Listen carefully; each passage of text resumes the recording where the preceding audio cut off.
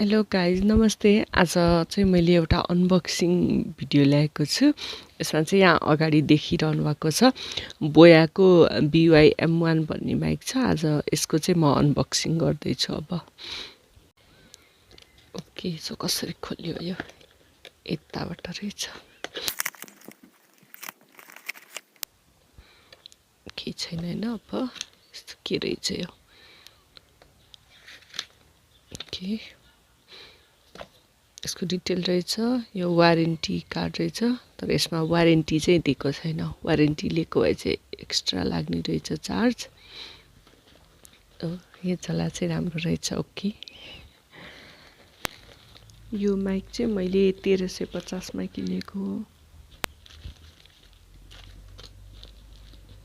So यसमा चाहिँ यति कुरा रहेछ। यस्तो रहेछ। यो मोबाइलहरुमा जोड्ने ज्याक भयो। यो चाहिँ माइकको इन्ड भयो अनि यस्तो छ। त्यसपछि यसमा चाहिँ के छ त?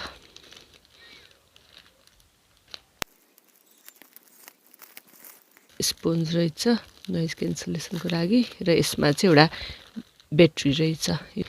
यो अडाउनको लागि क्लिप छ हामीले कपडाहरुमा अडाउनलाई। अनि यो जुन वायर छ यो चाहिँ 6 मिटर लामो रहेछ। अनि हाम्रो माइक चाहिँ यहाँनिर छ। त्यसपछि जोड्नको लागि ज्याक चाहिँ यहाँ छ। अनि अब यो जस्तो फोनहरुमा त हाम्रो यो ज्याक सपोर्ट गर्छ, तर यो ज्याक नसपोर्ट गर्नेमा चाहिँ अर्को ज्याक पनि हुन्छ।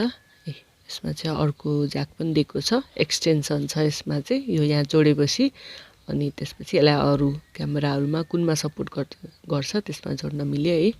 त्यसपछि चाहिँ यो स्पोन्ज दिएको छ। यो चाहिँ हामीले यहाँ फिट गर्छौं। त्यो भए यसले चाहिँ अलिकति नोइजहरु विन्डहरुको साउन्डलाई चाहिँ क्यान्सल गर्छ।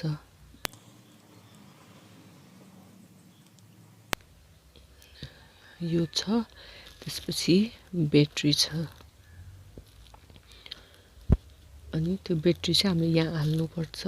र यसमा चाहिँ यस्तो छ है, क्यामेरा भनेर छ एउटा, अनि अर्को चाहिँ अफ अर स्मार्टफोन भनेर छ। सो हामीले यसरी यहाँ गर्नु पर्यो। म ब्याट्री राखेर पनि हेर्छु यसमा।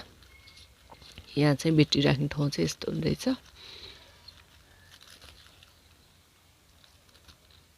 यस्तो छ है। सो यहाँ ब्याट्री राख्नु पर्यो यसलाई। ओहो, धेरै बल आएछ अलिकति। ओके, यसरी राख्नु त होला नि ब्याट्री। ल, ब्याट्री भयो।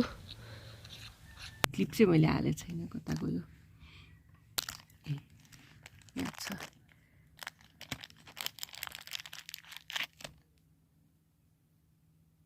यस्तो क्लिप हुन्छ। यसलाई चाहिँ मैले यहाँ अडाउने अथवा यसलाई अन्त अडाएर मैले यो टक्क क्लिप युज गर्न मिल्यो है। सो हामीले सबै खोलेर हेरिसक्यौं है। नि हो मेरो बोयाको माइक है। अब म यसलाई युज गर्छु। यो पनि रेडी छ। ल, यो चाहिँ अहिले मैले जुन साउन्ड आइराछ यो चाहिँ अहिले बोयाको माइक युज गरिरहेको छु है। कस्तो आछ चाहिँ मलाई थाहा छैन, भिडियो हेर्नुपर्छ। अहिले चाहिँ यहाँ मेरो अलिअलि ब्याकग्राउन्ड नोइज पनि भइरहेछ। अनि त्यो बेलामा चाहिँ कस्तो आइराछ पनि sound quality. Hopefully background noise त्यति धेरै आएको छैन। र अब यो स्मार्टफोनमा जोड्दाखेरि चाहिँ यो ब्याट्री राख्नु नपर्ने रहेछ। अघि मैले ब्याट्री राखेको थिएँ हैन। जुन यो पार्ट छ यसलाई चाहिँ तल स्प्रिङ भएकोतिर राख्नु पर्ने। यो माइनस यहाँ प्लस माइनस भनेर देखाएको छ यो माइकमा नै है। त्यो अनुसारले राख्नुपर्छ।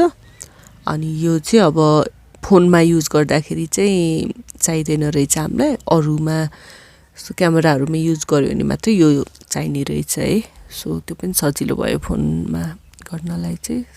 And thank you for watching this video.